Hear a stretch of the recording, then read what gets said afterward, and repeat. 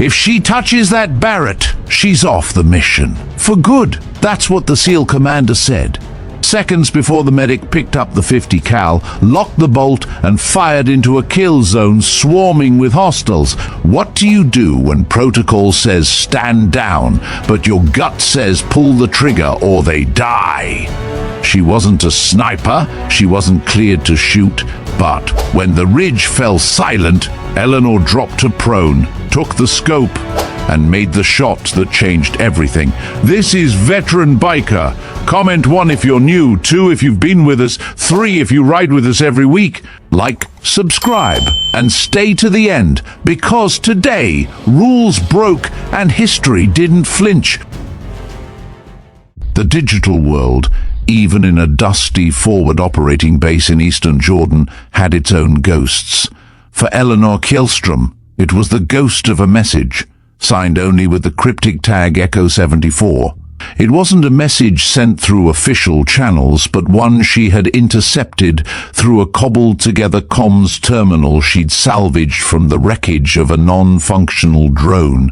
The message was a faint whisper in a sea of encrypted chatter, and it was addressed to no one, yet it held the weight of a premonition. Echo 74, Overwatch vulnerability identified. Tomorrow's convoy route is compromised. She'd first stumbled upon the terminal during an inventory check, destined for the scrap heap.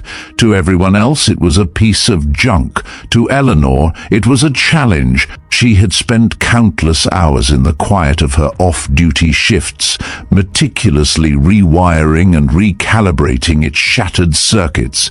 Her background wasn't just medicine. It was a lifetime of quiet observation and methodical problem-solving, skills honed under the strict tutelage of a father who believed in mastering every tool, no matter how insignificant it seemed. The terminal, now humming faintly in the corner of her tiny living space, was her silent witness to a world her colleagues knew nothing about. The message flashed on its repaired screen, a stark reality in the dimly lit room. She read the words, and a cold certainty settled in her gut. She knew, with the kind of absolute knowledge that comes from an unspoken truth, that the warning was real, and the vulnerability it spoke of was deadly. Elinor was a study in contradictions, a gentle presence in a world of hard edges. At 5 feet 4 inches, with the delicate bone structure and fair hair of her Swedish heritage, she seemed out of place among the hardened operators of Commander Colt Rourke's SEAL team. They saw her as a precious, fragile thing, their doc, a younger sister, to be protected from the harsh realities of their world. They meant well, their affection tinged with a condescension they were likely unaware of. To them, she was a healer, a gentle hand in a world of violence. To her, this perception was a cage. Every morning, her rebellion began before dawn. The base was just beginning to stir, its rhythmic hum of generators and early morning patrols a backdrop to her secret life. While her teammates were sleeping, or in some cases, cleaning weapons and planning the day's grind, Elinor was already awake, her mind engaged in a parallel curriculum.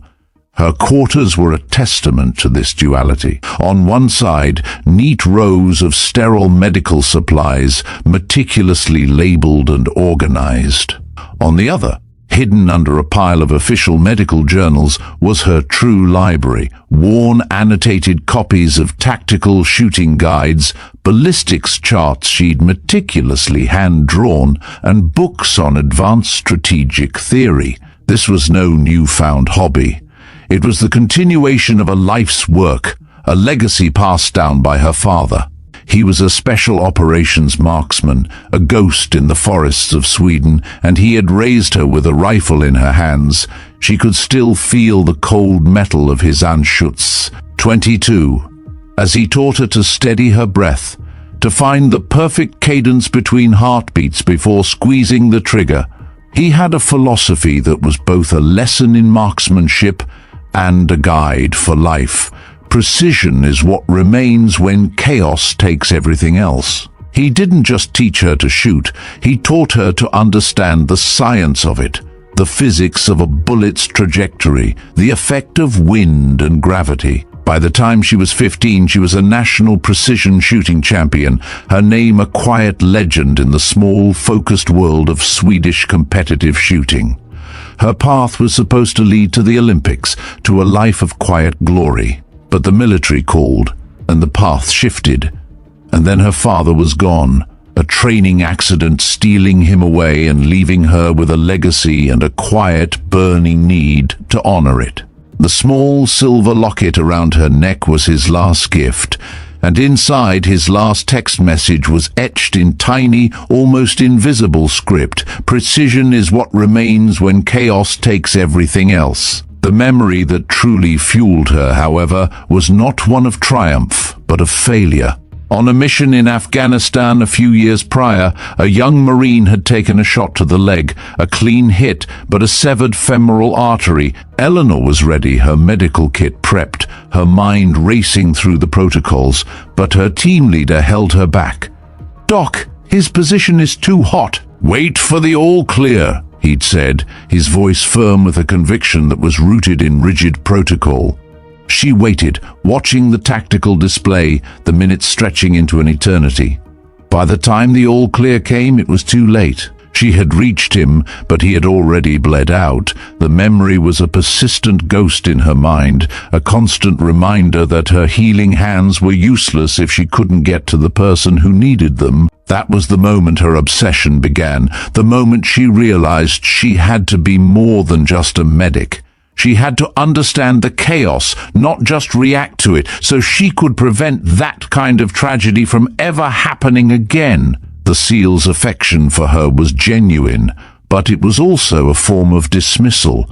During lunch in the sweltering mess hall, Staff Sergeant Noah Vance, the team's spotter and an affable man with a quick smile, sat across from her. "So, Doc," he said, gesturing with his fork, "heard you were down at the range again last night. Impressive how you can hit the 10 ring with that sidearm of yours." He laughed, a light, easy sound. "Miller says you're a natural. Good for qualifications, keeps the skills sharp, right?" Elinor smiled faintly, a practiced, non-committal gesture.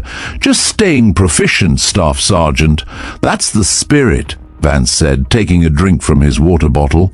"My dad always said you don't want a surgeon who can't tie a knot, and you don't want a medic who can't hit a barn door. But hey, leave the real shooting to us knuckle-draggers, okay? We've got this covered." The words were meant to be reassuring, a friendly gesture of protection. But to Elinor, they were a fresh turn of the knife. They appreciated her basic competence, the same way they appreciated a new piece of equipment that worked as advertised. But they couldn't conceive of a world where she could do more. Her skills were noted, but her potential was systematically ignored. This dynamic was never more apparent than in the tactical briefings. Commander Colt Rourke was a man of steel and stone, a leader who commanded absolute respect. He was fair, but he was a firm believer in the rigid military hierarchy. Specialists had their roles, and those roles were not to be crossed. In the briefing room, Elinor was a fixture along the back wall, a quiet observer whose only purpose was to take notes on potential casualty scenarios. As Rourke detailed the next day's convoy mission, her mind began a parallel analysis. The team's planned overwatch position was on a high ridge, a textbook spot for security, but from her own quiet studies of the terrain, using satellite imagery and old survey maps she'd acquired, she saw a fatal flaw. A low-lying arroyo just to the east offered a perfect, concealed avenue of approach for an enemy force. It was a sniper's blind spot, a classic tactical vulnerability. The Echo 74% message had simply confirmed her own conclusion. After the briefing, with the other operators already gone, Elinor approached Rourke. "Sir," she began, her voice carefully measured, "I've been reviewing the tactical maps of the convoy route. I believe there's a significant blind spot on the eastern flank, in the arroyo below the primary overwatch position. If a team were to set up there, they could engage the convoy from a concealed position before MC Allen would even see them." Rourke looked at her, his face a mask of professional patience. "Specialist Kjelström," he said, his voice as smooth and cold as polished granite. "Your analysis is noted, but MC Allen's been over that ridge for weeks. He knows the terrain better than anyone on this base. The Overwatch position is secure. I appreciate your initiative, but you're a medic. Your focus needs to be on our team's health, not on tactical planning. Is that understood?" His dismissal was absolute. It wasn't angry or even particularly mean-spirited. It was simply a fact of life, an unassailable truth of their military world. A medic's job was to heal, not to plan. He saw her insight not as a valuable contribution, but as an inappropriate overstep, a sign of a medic who was too interested in things outside her lane. The weight of this dismissal, combined with the ominous warning from Echo 74, was almost unbearable. She left the briefing room, the dread in her gut a sharp physical pain. She knew what was coming. She knew it, but no one would listen. The night before the mission, the base was quiet, the air thick with the dust and diesel fumes of the desert. Elinor lay awake in her bunk, her mind replaying the day's events. The condescending words of Vance, the polite but firm dismissal from Rourke, and the stark, chilling message on her terminal. She thought of her father and his unwavering belief in the power of precision. She thought of the young Marine, his frantic, desperate pleas over the radio, and the suffocating feeling of being too late. Her hands, trained to save lives, felt useless. She was surrounded by the most elite warriors in the world, yet she felt completely alone, the only one who saw the impending doom. The tactical map she had studied was burned into her mind. She could see the convoy route, the Overwatch position, and the hidden arroyo where the enemy would surely be waiting. She knew the wind patterns, the likely engagement distances, the precise angle of attack. She knew everything that MC Allen didn't or wouldn't until it was too late. The feeling was a suffocating pressure, the burden of a secret she couldn't share. She was a ghost on the base, a medic with the mind of a marksman, caught between her duty to follow orders and her conscience, which screamed that she was failing her team before they had even left. The night stretched on, a long, quiet vigil against a morning that she feared would bring disaster.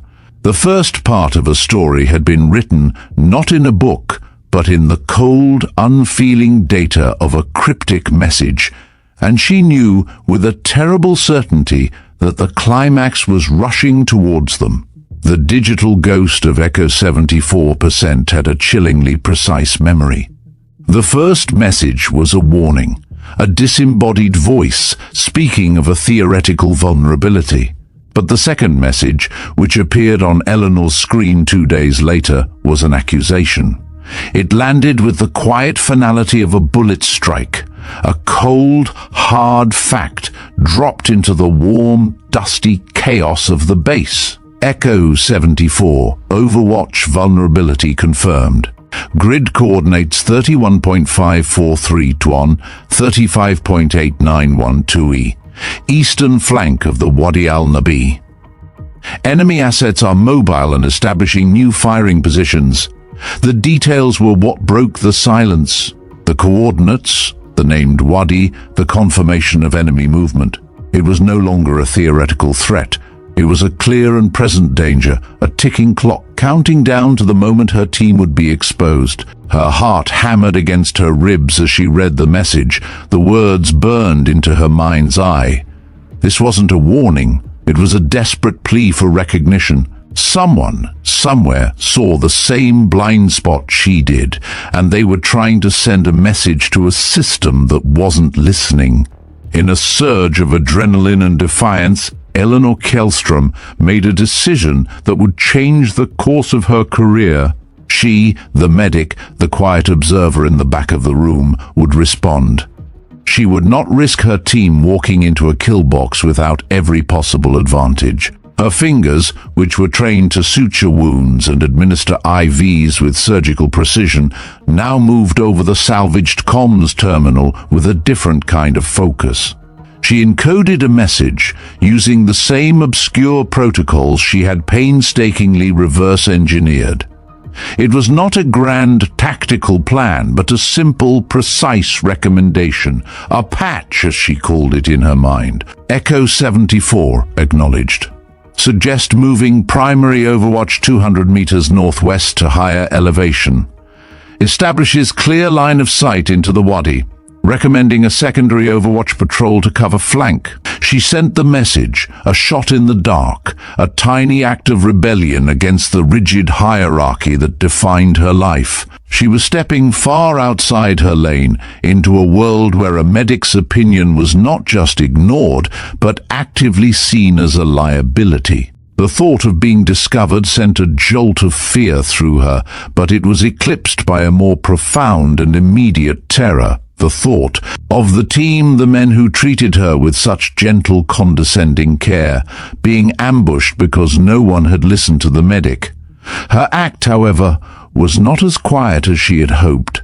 The small, clandestine world of a military base is a hive of interconnected rumors, a place where the slightest deviation from the norm becomes a subject of intense scrutiny. The whispers began subtly, a faint, almost imperceptible shift in the social atmosphere. She first noticed it during a late-night run on the base's dusty perimeter. Normally, the operators who were winding down for the night would offer a casual nod or a friendly "looking good, Doc." But now, they would pause their conversations as she passed, their eyes following her with a mixture of curiosity and suspicion. The easy camaraderie was replaced by a strained politeness, a subtle distancing that was more painful than open hostility. The origin of the whispers, she would later learn, was Sergeant Miller, the range officer. A gruff but good-hearted man, he had a habit of sharing stories about his best shooters. He had been so impressed by Elinor's discipline and her almost preternatural ability to hit targets, especially with the MK-11, that he had mentioned it to a few of the senior NCOs. "That medic of yours," he'd said to Staff Sergeant Noah Vance one afternoon, "she's got the hands of a surgeon and the eye of a marksman. I've seen SEALs with years of experience who can't shoot like that." Miller meant it as a compliment, a testament to her dedication, but in the rigid, specialized world of special operations, his words were misinterpreted. They weren't a sign of her capability, but of her misplaced priorities. The whispers grew louder, more specific, and more damaging. Her dedication to improving herself was being reframed as an obsession, a sign of a medic who was unhappy with her role, a sign of insubordination. One afternoon, as she was meticulously cleaning her medical bag, she overheard a fragment of a conversation between two operators. "Heard she's spending more time with ballistics manuals than with medical ones," one said in a low voice. "Getting ideas above her station, maybe?" The words were a physical blow, each one a testament to the chasm between her intentions and their perceptions. She wasn't trying to compete with them, she was trying to contribute to them, to make their missions safer, to prevent the kind of tragedies that had haunted her dreams for years. But their assumption was so ingrained, so fundamentally rooted in the structure of their world, that they couldn't see the truth. The pressure mounted until it became impossible for Commander Colt Rourke to ignore.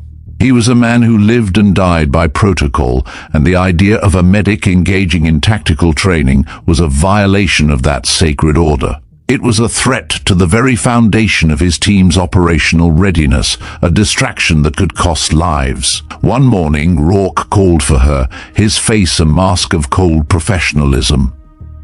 He was flanked by two senior NCOs, their expressions unreadable. "Specialist Kjelström," he began, his voice devoid of its usual paternalistic warmth. "I've been receiving reports about your off-duty activities. Specifically, your unauthorized use of the shooting range and your apparent obsession with weapon systems and tactical training that are outside your military occupational specialty." Elinor's heart pounded in her chest, a frantic drum against the silence of the office. She wanted to explain, to defend her actions, to tell him that her training was a form of preparation, a way of fulfilling her medical duties more effectively. But Rourke cut her off with a single firm gesture. "I don't need an explanation, specialist. I need compliance. Your role on this team is clear. You are a combat medic, not a sniper, not a strategist. Your focus is on the health and welfare of this team and nothing else. Effective immediately, your access to the shooting range is revoked. Any further off-duty training that is not related to your medical duties will be considered a serious breach of protocol." The reprimand was swift and devastating. It wasn't an angry outburst, it was a methodical, professional demolition of her hard-won sanctuary. The range was the one place where she could truly be herself, the place where she could honor her father's legacy and quiet the ghosts of her past. Now, even that was gone. She stood at attention, her face a mask of calm professionalism, but inside a world was crumbling. She had been pushed into a corner, her capabilities systematically limited, her motivations misinterpreted. She had been accused of insubordination when all she had ever wanted was to be a more effective member of the team. The true climax of her reprimand came a few hours later, when she was called into a closed-door meeting with Rourke and two senior officers from higher command.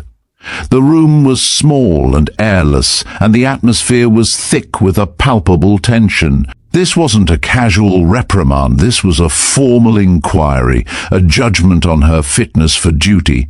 One of the officers, a grim-faced major, held a file filled with her personnel records and the various reports from the base. "Specialist Kjelström," he began, his voice flat and dispassionate. "Your performance as a medic has been exemplary. Your record is stellar. However, we have serious concerns about your priorities. Your behavior suggests that you are unhappy with your assigned role and that you are seeking to operate outside of your lane. This is a liability, not an asset. If this behavior continues, we will have no choice but to reassign you to a non-operational medical unit. Your special operations career and your time with this team will be over." The words hung in the air, a final definitive verdict. They were not just taking away her range access, they were taking away her entire purpose. They were telling her that her passion, her dedication, and her hidden skills were not a strength, but a weakness. She was being punished for the very thing that made her an exceptional soldier. The devastation was so profound it was almost physical. She felt a profound sense of injustice, of betrayal, as if the very system she had dedicated her life to was now turning on her, casting her out for a crime she didn't commit. She was a medic, and that was all she would ever be allowed to be. Back in her small, sterile quarters, she sank onto her bunk, the events of the day replaying in her mind, the reprimand, the formal inquiry, the threat of reassignment. She was alone, her only companions the quiet hum of the salvage terminal and the ghost of her father's memory. She ran her fingers over the silver locket, feeling the cool metal against her skin. The words, his last message, flashed on the dusty screen of her terminal, a silent, defiant echo in the face of her defeat. "Precision is what remains when chaos takes everything else." He had meant it as a lesson in shooting, but it had become a lesson in life. They had taken her range access, they had threatened her career, they had tried to strip her of her purpose. But they could not take away her knowledge. They could not take away the precision of her mind. They could not take away the years of training, the lessons learned, the instinct she had honed since she was a child. The reprimand had not broken her, it had only strengthened her resolve. She would continue to prepare, not on a shooting range, but in the quiet, methodical world of her own mind. She would find new ways to stay sharp, to maintain the discipline of her craft. The chaos was coming, she knew it with a terrible certainty. And when it arrived, she would be ready. The question was, would they be ready to accept her? The final shot had been fired in her career, but the war, the one she knew was coming, had not even begun. And in the quiet of her quarters, with the words of her father as her only comfort, she began to prepare for a fight no one else even knew was coming. The morning air on the Jordanian base was thick with the predictable hum of a routine day. For Commander Colt Rourke's team, it was a day for a convoy protection mission, a task they had performed countless times before. But for Elinor Kjelström, it was a morning steeped in dread. As the team prepared, she was relegated to her medical station, her official role as the doc keeping her separate from the tactical preparations she knew were fatally flawed. The image of the tactical map, the one with the vulnerable eastern arroyo, was seared into her mind. She could almost hear the ghost of Echo 74, whispering its silent warning over the sound of the team's easy banter and the methodical clatter of their gear. She was a Cassandra, cursed with a truth no one would believe, forced to watch the heroes she cared for walk into a tragedy she could have helped them avoid. The mission began like any other. Rourke's voice, a steady and calm force over the comms, gave the final orders. The sniper team, MC Allen and Vance, were deployed to the primary overwatch position. Elinor listened to their reports, her heart a drum against her ribs. The team's voices were confident, professional, their descriptions of the terrain matching the flawed map in her head. She heard MC Allen's voice, a low rumble of focused concentration as he confirmed his position. Ghost on the ridge, position secured, overwatch commencing. She felt a sick certainty that his position was anything but secure. The sun, climbing higher in the eastern sky, cast long shadows that concealed the very threat she had warned them about. For MC Allen and Vance, the mission was a familiar rhythm of discipline and patience. They were a well-oiled machine, their movements synchronized by years of shared experience. Vance, the spotter, meticulously scanned the terrain below, his binos glued to his eyes, his voice a quiet stream of information to MC Allen. He called out landmarks, potential choke points, and movement in the distance. MC Allen, the ghost, was a silent sentinel behind his Barrett, .50 caliber. The massive rifle, a weapon of devastating power and terrifying precision, was a natural extension of his will. They had a clear line of sight over the convoy route, a stretch of open desert that was both a blessing and a curse. A blessing because it offered no place for the convoy to hide, and a curse because it offered no place for the enemy to hide either. The rhythm was hypnotic, a quiet dance of vigilance and patience, but the rhythm shattered without warning. The attack wasn't a firefight, a slow escalation of engagement and counter-engagement. It was a sudden, violent intrusion of chaos, a precise and devastating strike from the very arroyo Elinor had identified. The sound was a thunderclap, the crack of a mortar shell followed by the ear-splitting shriek of shrapnel tearing through the air. The explosion was not a direct hit, but an indirect one. A precise shot meant not to kill, but to maim and suppress. The blast tore through the ground just behind their position, throwing McAllen violently against the rocks. The Barrett, his pride and his tool, was sent tumbling to the ground, its powerful form rendered useless. "Ghost is down! Ghost is down!" Vance's voice, a scream of pure adrenaline and terror, tore through the comms. His calm, professional demeanor was gone, replaced by the raw panic of a man watching his partner bleed out. "Shrapnel! Williams is down! He's hit his arm. He can't." The rest of the message was lost in a burst of frantic static and the rat-tat-tat of a suddenly escalating firefight. The enemy, having secured the element of surprise, was now moving to finish the job. Vance, a spotter by trade, found himself a lone rifleman, firing his M4 to suppress the advancing enemy, while his partner, his closest friend, lay bleeding on the desert floor. Back at the command center, the radio calls were a maelstrom of confusion and fear. Elinor in her medic station felt her blood run cold.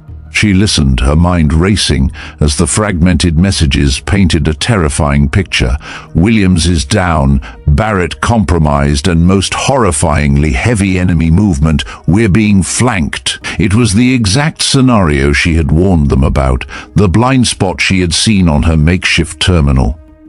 She heard Commander Rourke's voice, strained and hard, trying to make sense of the chaos. He barked orders, requested air support, and called for ground reinforcements. But the grim reality was, air support was delayed by a sudden sandstorm, and ground reinforcements were a full 40 minutes out. A new voice, the frantic tone of a convoy commander, cut through the noise. "Base, this is convoy lead. We are 15 minutes from the kill zone. Do we have our overwatch? We're hearing heavy fire on the ridge. Repeat, do we have our overwatch?" The question hung in the air, a sword of Damocles hanging over the entire mission. 15 minutes. The convoy, filled with vital supplies, was a sitting duck, and Rourke's team, the designated Guardians, was bleeding out on a ridge. For Elinor, the choice was no longer a question of protocol. It was a question of life and death, of conscience and consequence. Her father's words, his final message, echoed in her mind. Precision is what remains when chaos takes everything else. The chaos was here. The precision, the solution, was within her. The team was down, the weapon was useless without a wielder, and the clock was ticking. The military hierarchy that had caged her, that had dismissed her as just a medic, was now threatening to cost lives. A moment later, she was running, her medical bag thumping against her side, towards the command center. She burst through the door, the intense focus of the room a physical pressure against her skin. Rourke was bent over the tactical map, his face a grim mask of concentration. She knew he was calculating, weighing impossible odds, trying to find a solution where none existed within the framework of their established rules. "Sir," she said, her voice cutting through the tense silence, "I'm volunteering to take MC Allen's position." Rourke's head snapped up, his eyes wide with disbelief, then narrowing into a gaze of pure, unfiltered fury. "Specialist Kjelström, this is not the time for insubordination. We are in the middle of a tactical crisis, and your place is in the medical bay, standing by to receive our wounded. Get back to your station, now." "Sir, with all due respect," she said, her voice unwavering, a testament to months of mental preparation for this exact moment. "Reinforcements are 40 minutes out. The convoy is 15. There is a 200-meter firing window that MC Allen's position cannot cover, and it's where the enemy is operating from. That's the vulnerability Echo 74 warned us about, and it's the one they are exploiting now." She could see the shock register on his face. She had not only broken protocol by speaking out, but she had also revealed a knowledge of tactical vulnerabilities she had no right to possess. But she didn't stop there. She laid out her case, her words a torrent of logic and desperate reason. "The Barrett is in place. It's sighted. I've studied the ballistics, I know the weapon's capabilities, I know the terrain. I'm a precision shooter, sir. I can make those shots, and I can save that convoy. And I can treat McAllen's wound when I get there." Rourke's face was a mixture of disbelief, professional outrage, and a glimmer of impossible hope. He wanted to believe her. He needed to believe her. But the years of protocol, the rigid hierarchy, the established order of things, all screamed that this was a terrible idea, an act of sheer madness. He was a commander, and he would not, could not, put a medic on a sniper rifle, not in the middle of a live combat zone. Absolutely not, specialist! "I will not compromise this mission further by having an unqualified medic attempt a sniper operation. That is an order. Get to your station, now!" His voice was a whip crack, the absolute authority of his command hanging in the air like a death sentence. The dismissal was final, but Elinor, who had spent months preparing for this moment, knew that the order was wrong. She knew that protocol was about to kill people. She nodded, her face betraying none of the emotion boiling inside her. "Understood, sir." She turned and walked out of the command center, not back to her medical bay, but toward her quarters. The mission was already lost in their minds, but in hers it had just begun. The rules of engagement had been written on a map, but the new rules, the ones she was about to write, would be written in the sand. And she knew with a quiet, fierce certainty that the only thing left to do was to save them all, whether they wanted to be saved by her or not. The walk from the command center to her quarters was not a physical journey of 25 meters, but an emotional journey of a lifetime. With every step, Elinor Kjelström felt the full weight of Rourke's refusal and the crushing authority of his command. She had made her case with every ounce of reason and logic she possessed. But in the end, it was not her logic that mattered. It was her title. She was a medic, and therefore she was nothing more. The professional anger in Rourke's eyes, the quiet fury of a commander whose authority had been challenged, told her all she needed to know. She was on her own. The decision had been made for her. Now she would make her own. Back in her sterile, quiet quarters, the contrast between the world she had just left and the one she now entered was stark. In her mind, the battlefield was raging, the air thick with the smell of cordite and the screams of men. But here the air was cool and still, the only sound the faint hum of her salvaged comms terminal. The light from its dusty screen illuminated the room, a silent witness to her final act of preparation. This was not a moment for second thoughts or a final desperate plea for permission. This was a moment of action, of turning years of quiet dedication into a single defiant act. Her hands moved with a methodical, practiced rhythm that belied the turmoil in her mind. First, her medical bag. This wasn't the standard issue kit. It was a masterpiece of clandestine customization. She'd spent months trading favors, bartering with logistics specialists, and using her own quiet ingenuity to acquire specialized equipment. She packed a compact, powerful field tourniquet, a set of advanced pressure dressings designed for high-velocity ballistic wounds, and a portable blood-clotting agent that wasn't standard issue for field medics. This was her primary duty, the oath she had sworn. She was still a medic, but she was about to become more. Next, from a compartment hidden beneath her bunk, she pulled out her secret arsenal. It was not a collection of firearms, but a collection of tools, each one a testament to the life she had been forced to hide. She packed her personal custom optics set, a piece of equipment she had painstakingly calibrated herself, which offered a degree of precision and clarity that far surpassed her issued binoculars. She slipped a worn, spiral-bound notebook into her pocket, its pages filled with her own meticulously drawn ballistics charts, hand-calculated and verified through months of secret study. Finally, she put on a set of tactical gloves she had acquired through a quiet trade. They offered more than just protection. They offered a sense of connection, a physical link to the world of precision and control that she was about to enter. Every item was a whisper of her true self, a testament to the fact that while they saw her as a medic, she had always been a marksman at heart. Her journey from the base to the ridge was an unauthorized race against a ticking clock. The tactical display in the command center had given her the brutal facts. The convoy was less than 10 minutes from the kill zone, and MC Allen and Vance were still under heavy fire, pinned down and fighting for their lives. She slipped out a side gate, a place where security was more relaxed, her medic's uniform and the unassuming nature of her gear allowing her to pass unnoticed.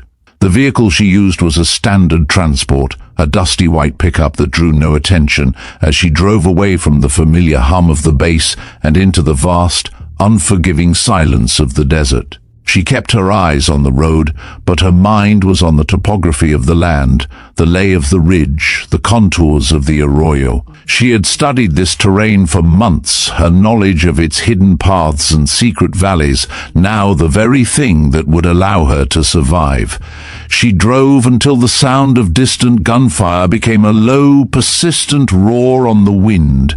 She parked the vehicle in the shadow of a forgotten rock formation, a place where it would be safe from observation, and began her final approach on foot.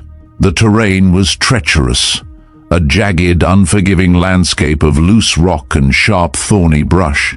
Her physical conditioning, the long, grueling runs, and the strength training that her teammates had dismissed as a strange quirk was now the only thing keeping her from falling behind. She moved with the quiet efficiency of a hunter, her feet finding purchase on the loose shale, her body a low, swift form against the backdrop of the setting sun. She was no longer a medic making her way to a casualty collection point. She was a soldier, a shadow, a force of will moving toward a moment of truth. As she reached the base of the ridge, the sounds of battle were no longer distant echoes.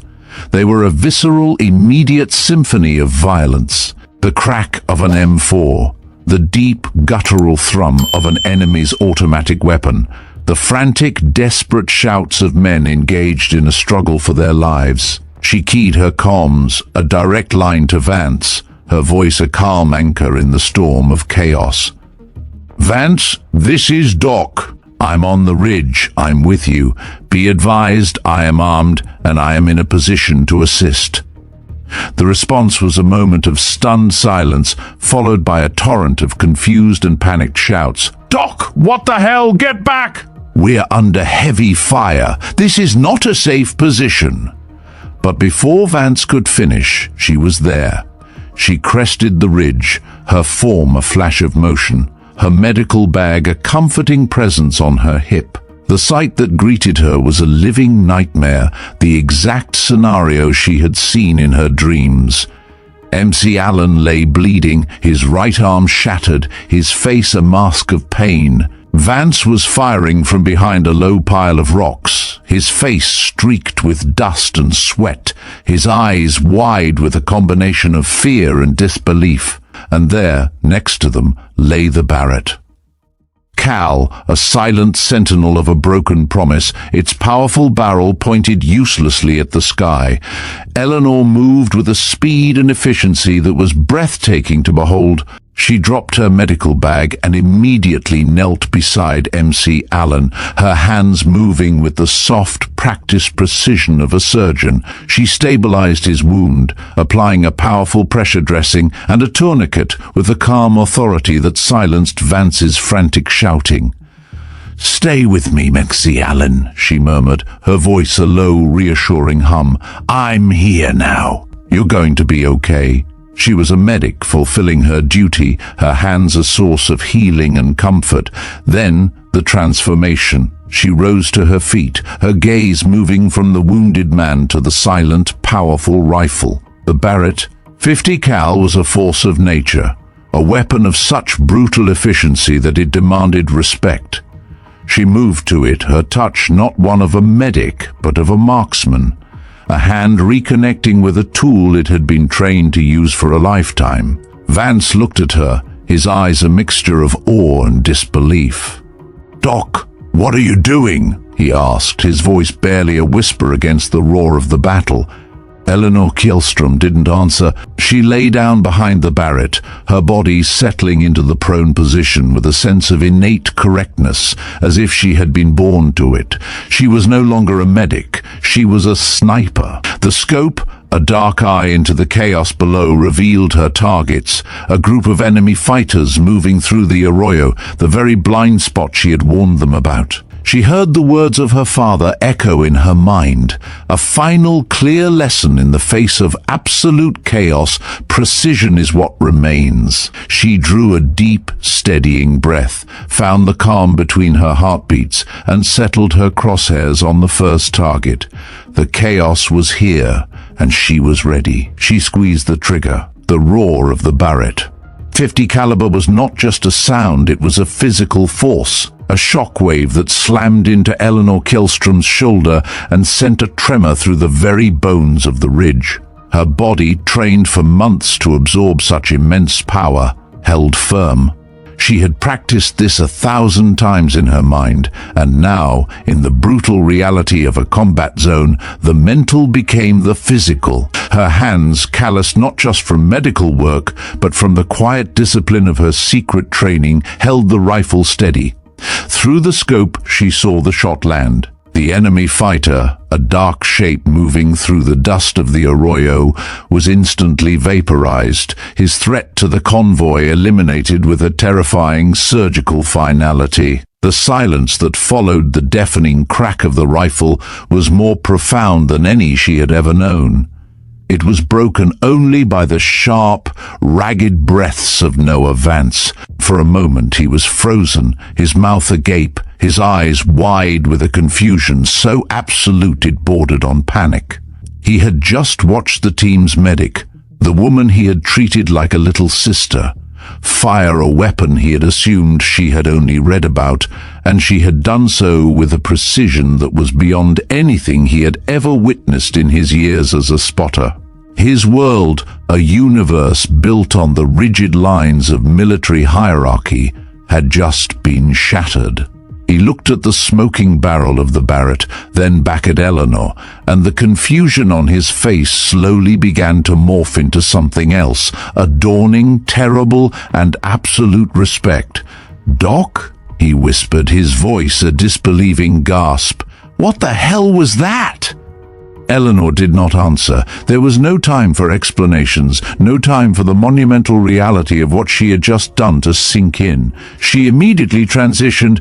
Her hands, which had just gripped the heavy rifle, now moved with a medic's practiced grace. She reached for MC Allen, her attention shifting from the enemy outside to the ally bleeding beside her. She checked his tourniquet, felt for a pulse, and quickly reassessed the damage to his shattered arm.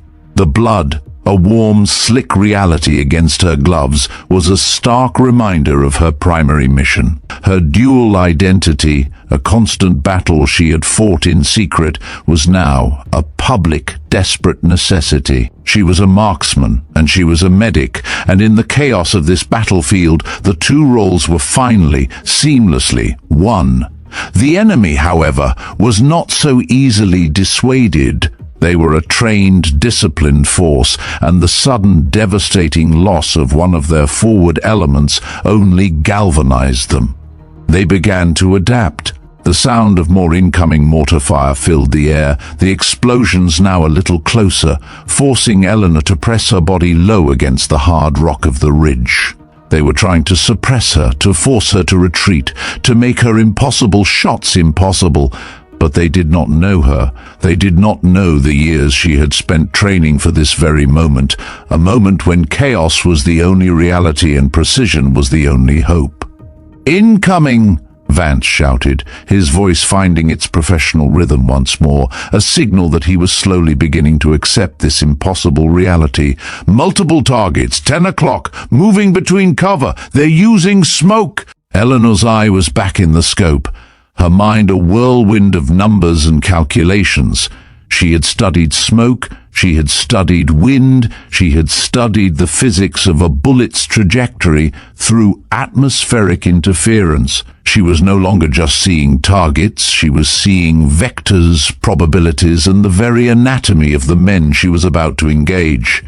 Her medical knowledge, which had always felt so separate from her tactical training, now informed her every shot. She knew where to aim to achieve maximum stopping power, how to neutralize a threat with a single devastatingly efficient round. It was not a game of simple marksmanship, it was a game of combat medicine, fought with a rifle instead of a scalpel. She squeezed the trigger again, the roar of the Barrett a thunderous affirmation of her new purpose. The second shot landed, and a new wave of silence descended upon the battlefield. MC Allen, his face pale with pain and blood loss, watched her with an expression that was both a testament to his suffering and a dawning professional respect. "Doc," he said, his voice a pained whisper, "you have the eye. You have to be my eyes." He was speaking from a place of pure professional need, a place where rank and role no longer mattered. He saw a sniper, and he needed a sniper. The convoy, it's coming through the kill zone now. I have targets, but I can't get to them. Can you get me in position? Elinor, her eyes still glued to the scope, a torrent of information flowing through her mind, answered without hesitation. Vance, give me MC Allen's position. I'll make the adjustments. MC Allen, you're my spotter. Talk to me. And in that moment, an impossible team was born. Vance, the spotter, provided the tactical overview. MC Allen, the wounded sniper, provided the professional guidance and target acquisition. And Elinor, the medic, was the one who pulled the trigger. They were a three-headed monster of precision and purpose, a team forged in the crucible of a battlefield where protocol had failed and talent had taken its place. For 15 long, agonizing minutes, Elinor held the ridge. She was a machine of devastating efficiency, a quiet, methodical force of nature. She would fire, the Barrett's roar a constant presence in the air. Then her hands would immediately go to MC Allen's wound, checking his dressings, administering painkillers she had brought with her, and whispering words of encouragement. The two roles were no longer in conflict. They were in a desperate symbiotic dance. She was keeping her teammates alive, both with her healing hands and her deadly aim. Back at base command, the chaos had given way to a new kind of confusion. Rourke, still seething with frustration and anger over his failed mission, listened as a new stream of radio chatter filled the air. The convoy commander, who had been in a state of sheer panic just minutes before, was now speaking with a dawning sense of relief and wonder. "Base, this is convoy lead. We are passing through the kill zone now." Taking scattered fire, but the main threats have been neutralized. We have Overwatch. Repeat, we have Overwatch. The fire it's surgical. The main ambush positions have been cleared. We are taking some hits, but we are going to make it through. Rourke's face, which had been a mask of grim determination, now contorted into a mask of pure disbelief. He had given up on his Overwatch team.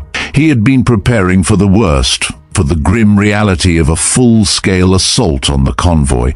But now an unknown force, a ghost of precision, was holding the line.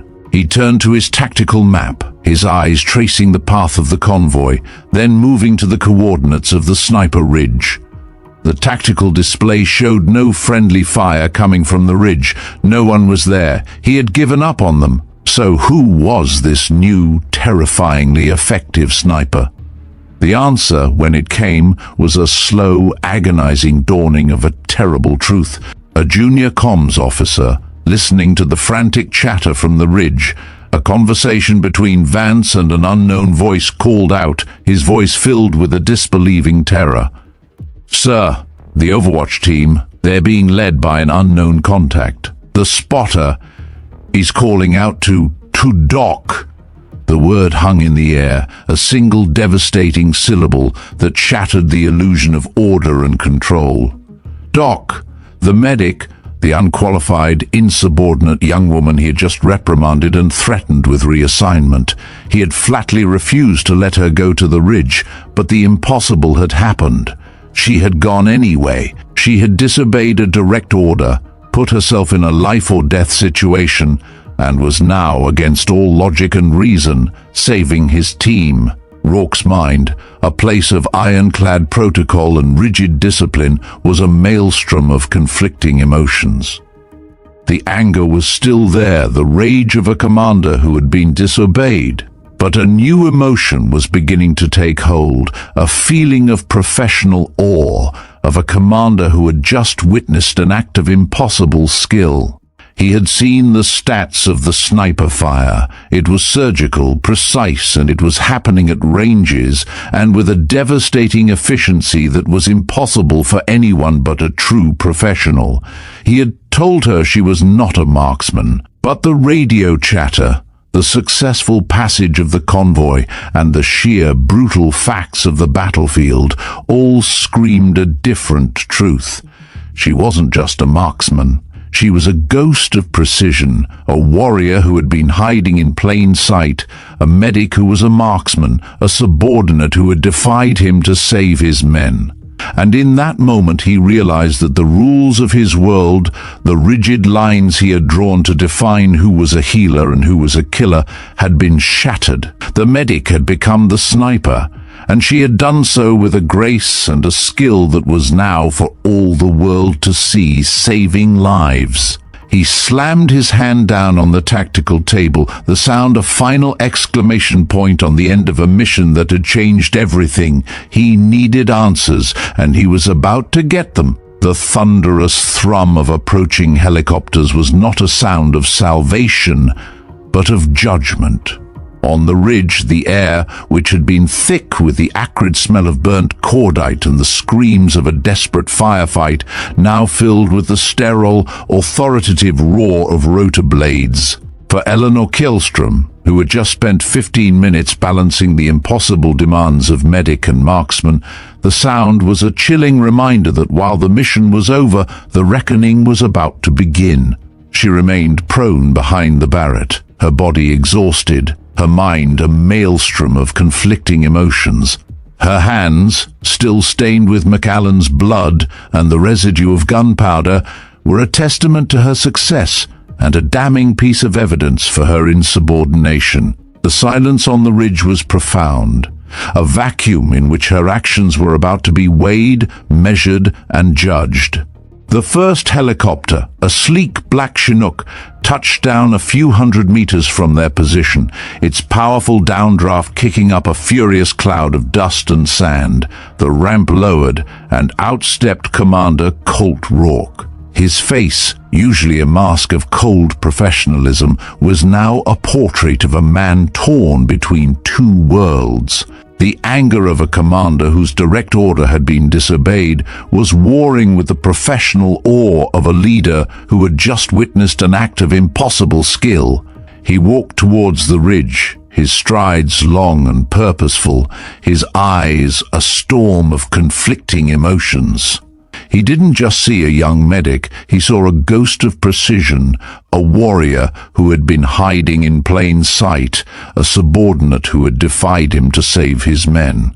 The air around him crackled with a tension that was more palpable than any gunshot. As he reached her position, Elinor rose to her feet, her posture as straight and disciplined as her training would allow. MC Allen and Vance, both now attended to by the medical team that had arrived with the reinforcements, watched in silence. The stage was set, not for a debriefing, but for a public inquisition. Rourke stopped a few feet from her, his gaze locked on hers. He didn't shout, he didn't curse. His voice, when it finally came, was a low, controlled growl, more terrifying than any shout could ever be. "Specialist Kjelström," he began, the use of her formal rank a cold reminder of the chasm between them. "I believe I gave you a direct order to remain at your station." Elinor did not flinch. Her voice, though quiet, carried the unshakable certainty of a person who knew they had done the right thing. "Yes, sir, you did?" But the convoy was 15 minutes from the kill zone, and reinforcements were 40 minutes out. MC Allen was wounded, and the Barrett was inoperable. The mission was about to fail, and lives were about to be lost. I had the skills to save it, and I was the only person who could get here in time. I made a judgment call, sir. The simple, unvarnished truth of her statement seemed to take the wind out of Rourke's sails. He wanted to shout, to berate her for her insubordination, for the arrogance of a subordinate defying his command, but the evidence was all around them. He had seen the after-action reports, the confirmation of a dozen enemy casualties, the surgical precision of the shots. He had listened to the joyous, relieved voice of the convoy commander. He had seen his men, his elite SEALs, alive and safe. The facts, cold and unyielding, were on her side. He could not and would not argue with results. He looked at her, truly looked at her, for the first time, and he saw not just the medic he had dismissed, but the soldier who had proven him wrong. It was in this tense, fragile moment that a new player entered the scene. From the rear of the arriving helicopters, a figure of authority stepped out, a woman with a no-nonsense demeanor and eyes that seemed to miss nothing. This was Colonel Tamsin Rayne, a high-ranking officer from the regional command, whose presence was a clear indication that this was no longer a local incident, but a matter of international importance. Rourke, still wrestling with his inner demons, immediately snapped to attention. "Colonel," he said, his voice a respectful, formal bark. Rayne, however, paid him little mind. Her gaze, a sharp and penetrating force, was fixed on Elinor. She walked past the SEALs, past the other officers, and stopped a few feet from Elinor, her eyes scanning her with an intense, almost surgical precision. She was not looking for a medic or a sniper, but for something else entirely, something familiar. "Specialist Kjelström," she said, her voice a low, calm rumble. "I've been reading the after-action reports. 12 confirmed kills and a convoy saved. All from a weapon system you're not authorized to operate, in a mission you were explicitly ordered not to participate in, a medic, a sniper, and a diplomat, all in one. You must be your father's daughter." The words were a hammer blow. Elinor, who had braced herself for the full force of military justice, felt her knees go weak with a profound and disorienting shock. No one, not Rourke, not Vance, not a single person on that base knew about her father. Her lineage, her life's work, was a closely guarded secret. But this woman, this powerful, high-ranking officer, had seen through the facade and spoken the truth. She was not a stranger, but a ghost from the past, a connection to the man who had been her greatest inspiration. Rayne knelt down, her face close to Elinor's, her voice dropping to a conspiratorial whisper. "I knew him, you know. Back in the day, he was a good man, a precise man, and he taught me a thing or two about crosswind compensation. Did he ever teach you the crosswind trick, the one with the blade of grass?" The question was a test, a key to a secret language that only a few knew. It was a secret that her father had taught her on a quiet, windswept field in Sweden, a simple, elegant method for calculating the drift of a bullet in a crosswind. Elinor, tears welling in her eyes, finally felt the dam of her composure break.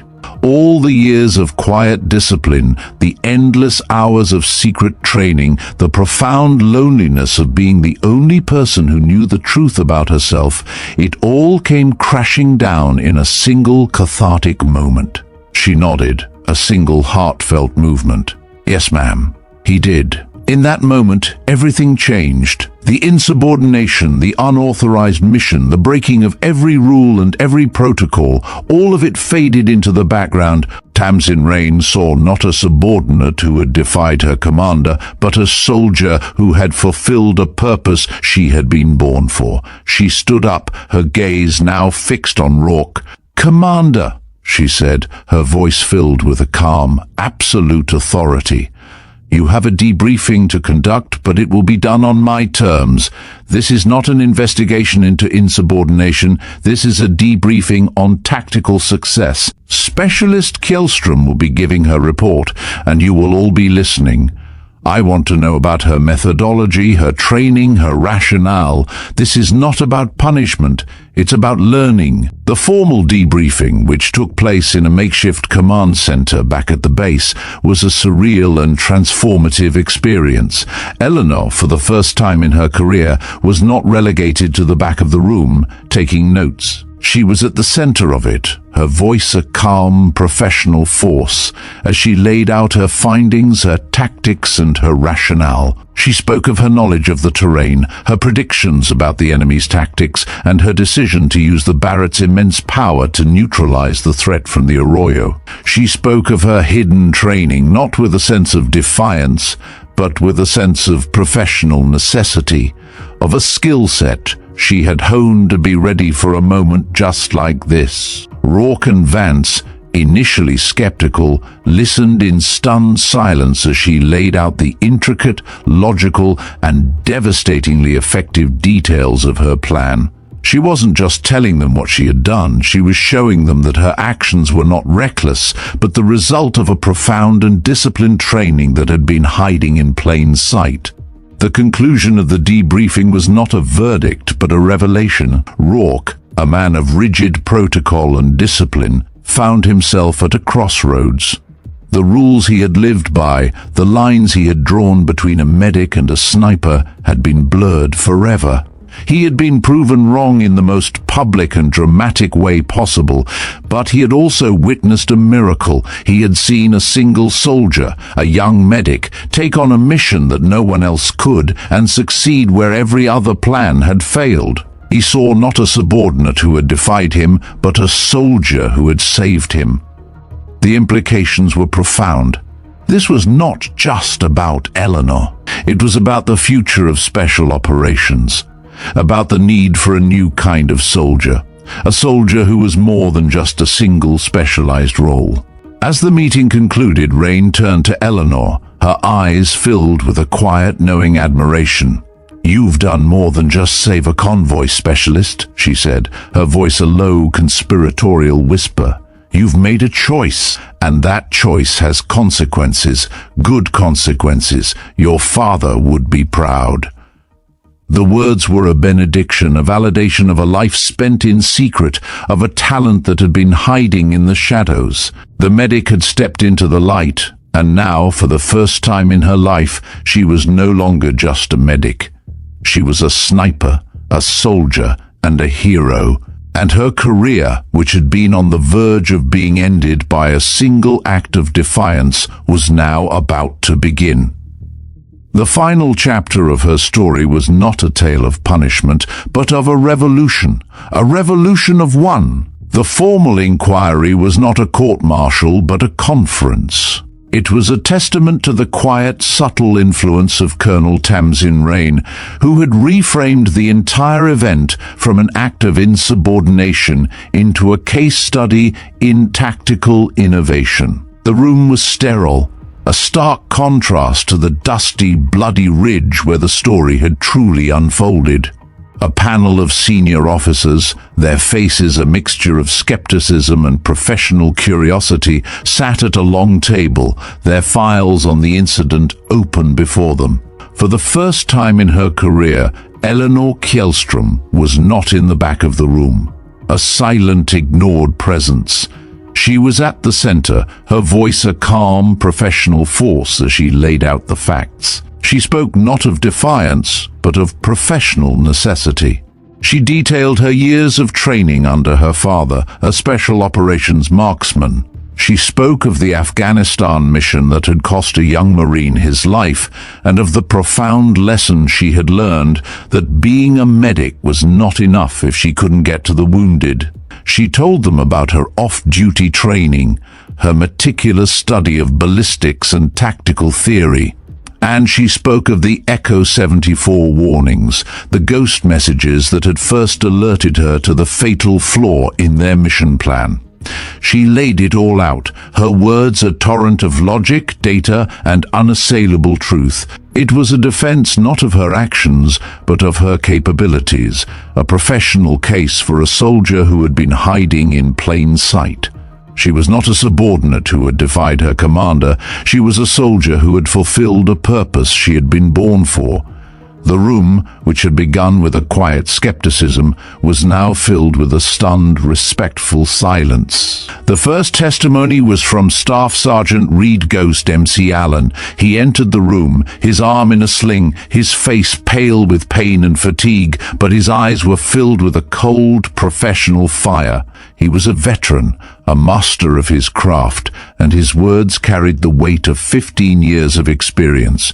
He spoke of the ambush, the chaos, the terror of watching his partner get hit. He spoke of the moment he realized the Barrett was useless, of the dawning sense of certain defeat. But then he spoke of Elinor's arrival. He described her as a professional, a force of nature, a soldier who had balanced the impossible demands of medic and marksman with a grace and a skill he had never seen before. "I've served with SEAL snipers for 15 years, he said, his voice raw with emotion and professional admiration. "I've seen the best of the best, and I've never seen shooting like that. She wasn't just a shooter, she was a sniper. She saved me, she saved Vance, and she saved that mission. She is a natural, a talent you cannot train. You can only discover it."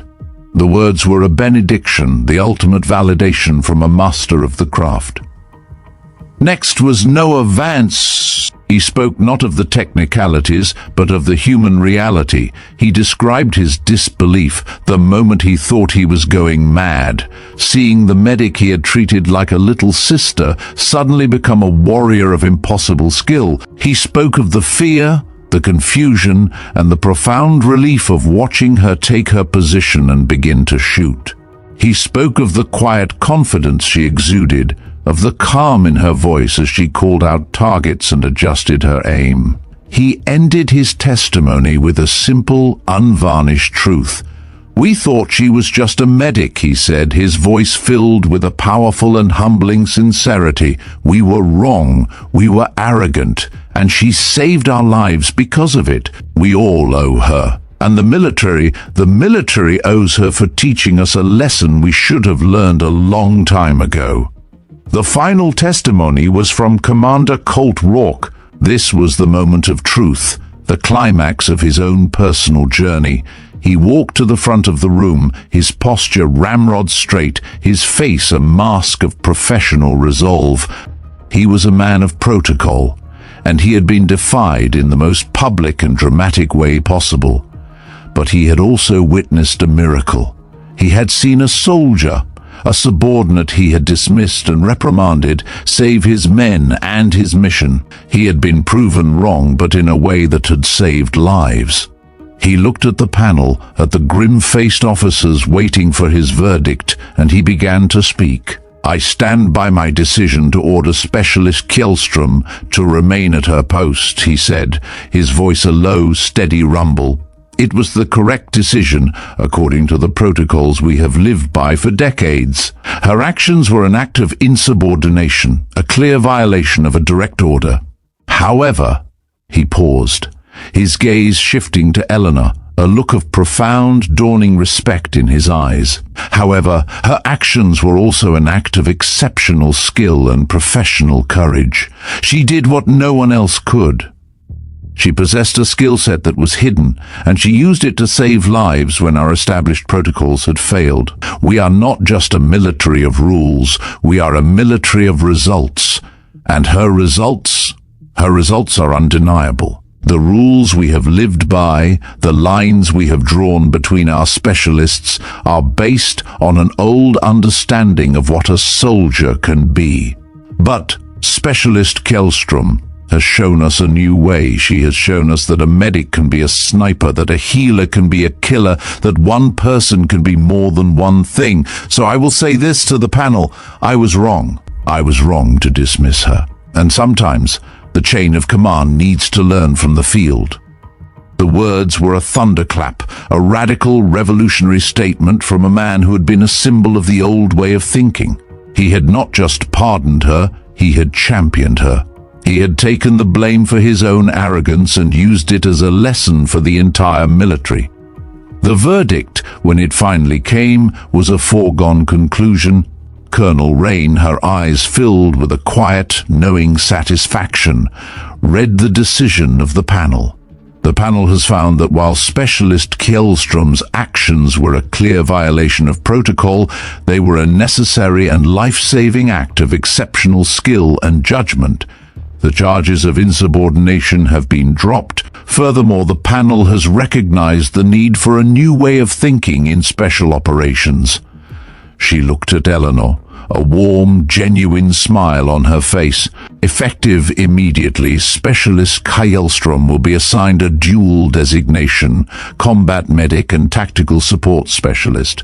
This will allow her to operate in a dual capacity on future missions." And, effective next month, she will be officially approved to begin full-scale sniper training. This time, she won't have to hide. The words were not just a verdict, they were a revolution. Elinor, who had prepared for the end of her career, now faced a new beginning. She was no longer just a medic, she was a sniper. She was a soldier who had been given a new name, a new purpose, a new path forward. Her years of secret training, her clandestine preparation, and her unwavering belief in her own capabilities had all been vindicated. She had not only saved a mission, she had changed the system. She had proven that a soldier was not a role, but a collection of capabilities. And her victory was not just her own, it was a victory for every soldier who had ever been underestimated. That night, back in her quarters, the quiet hum of her salvage terminal was a gentle presence in the room. The air was no longer filled with dread, but with a profound sense of peace. The ghost of the past, the tragic memory of the Marine she had failed to save, was finally gone. She was no longer a shadow, a whisper, a secret. She was a soldier, a healer, and a sniper. And her journey, which had begun in a moment of tragic loss, had ended in a moment of quiet, powerful triumph. As she sat at her desk, her mind filled with a sense of wonder and relief, the screen of her terminal suddenly flickered. A single encrypted message appeared, a ghost from the past, a silent partner in her long secret journey. The message was signed Echo 74, and it simply read, "They saw you. Now they know." Elinor Kjelström smiled. She was no longer alone. The precision she had learned from her father, the precision she had used to navigate the chaos of the battlefield, had not only saved lives, it had found her a place in a world that had tried so hard to deny her. Her journey was over, and her new life was just beginning. The rules had been rewritten, and she, the medic, the sniper, the hero, was the one who had held the pen. And so we come to the end of Elinor's remarkable journey. It's a story that goes beyond the battlefield, serving as a powerful testament to the idea that true strength isn't always loud, and genuine capability often hides in the most unexpected of places. Elinor defied every expectation placed upon her, not out of arrogance. Mas shuat fatu mot niem tin sao sak, rang su chuan biva longdung kam ko the thedoi so fun. Her journey reminds us that sometimes the most profound changes happen when one person dares to be more than their title, challenging a rigid system with nothing but skill and unwavering resolve. We want to hear what you think. Were you on the edge of your seat when Elinor took that shot? Did Commander Rourke's change of heart surprise you? Or what did you think of Colonel Rayne's incredible revelation? Share your thoughts on Elinor's story in the comments below. We at Veteran Biker love hearing your perspective and building this community together. If this story resonated with you, if it left you feeling inspired by the power of courage and precision, then you found your home. Be sure to hit that subscribe button and ring the notification bell so you won't miss our next upload, a new tale of extraordinary resilience and honor. Until then, if you're hungry for more narratives of triumph against all odds, take a look at the other standout stories on your screen right now. Click on any of them to dive back into a world where courage writes its own rules. Thank you for watching, for listening, and for being a part of the Veteran Biker family. We'll see you in the next one.